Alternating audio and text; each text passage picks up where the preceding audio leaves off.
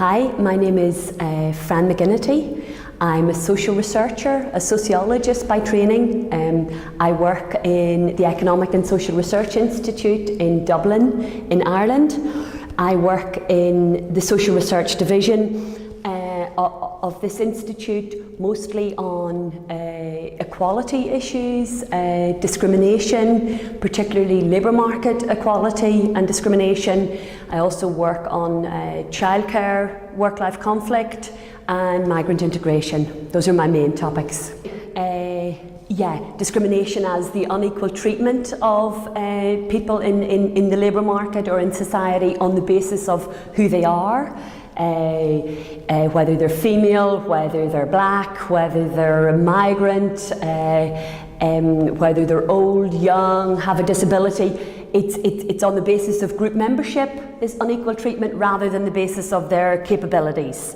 So research that we have done in Ireland, for example, using a field experiment, sending out matched CVs, so equivalent CVs to Irish applicants and then to German, Asian and African candidates, shows that actually the Irish candidates are twice as likely to be invited to interview for a range of jobs than any of the other candidates. So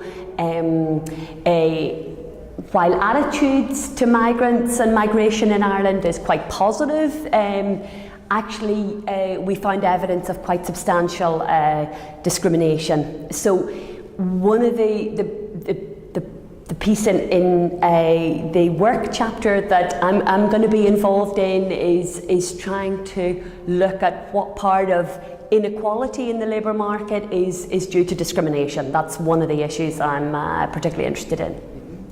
The IPSP for me offers a great opportunity to stand back as a collective from the rush of life and think about where are we now, where are we going, where do we want to be. So to put in the work part of it, I think is a great opportunity. It's the work chapter I'm involved in, and I think work is so crucial for people's lives, for their financial well-being, for their sense of self, their identity.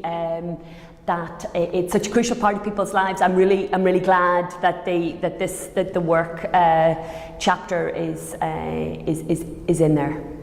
Work-life balance, or can also be called work-life conflict, to get a sense of the trade-offs and the tension between work and life is something I'm very interested in. It's risen to the fore lately in the last 10-20 years as an issue. In fact, concerns with the interface between work and life is not new, but I think things like changing women's participation, in particular rising women's participation, mean that couples and individuals need to find new ways to integrate their work and family lives. And one of the things we found, for example, was that certain characteristics of jobs have quite a big effect on quite a spillover into family life.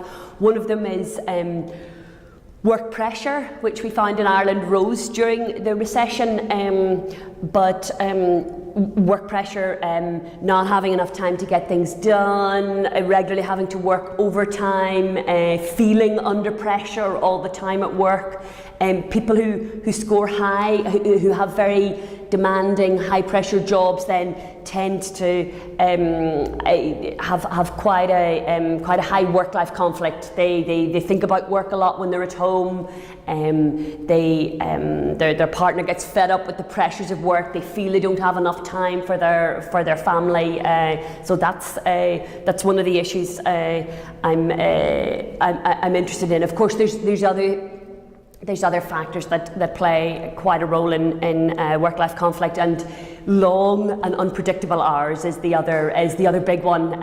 Long hours of paid work generally are typically a problem for reconciling work and family life, and then also things like working overtime at short notice. So what What employees, what's good for employees is that is regular work that's within reasonably, where possible, reasonably standard working hours and predictable. Something else I've become interested in comparative research is the impact of discrimination on people's perceptions of feeling discriminated against on their identity. That's particularly for migrants, that they feel that they don't identify so much with their host country, that they don't feel like they belong if they continually have this sense that they're not being treated fairly. This can have an impact on social cohesion. But also an issue with discrimination is that a lot of people who experience discrimination never know that they weren't hired because they were because of their skin colour, or because of their age, or because of their gender, or because they were a mother. They never find out, and even the ones who do find out or were made aware of it, a lot of them don't take any action. So in terms of relying on people themselves to take action and respond in terms of discrimination, actually it's very low, the proportion of those who experience discrimination who actually take action.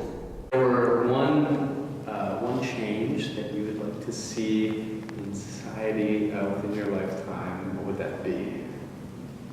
That those in power, policymakers, global actors, and those with, yes, power and resources, both globally and within national contexts,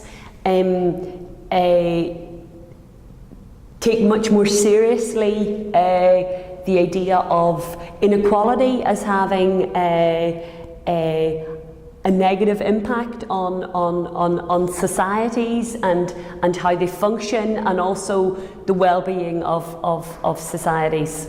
So I think that's been lost a little bit in the global competition that is current capitalism, and I think, yeah, I guess it's a big wish, but maybe I've got another 40 years.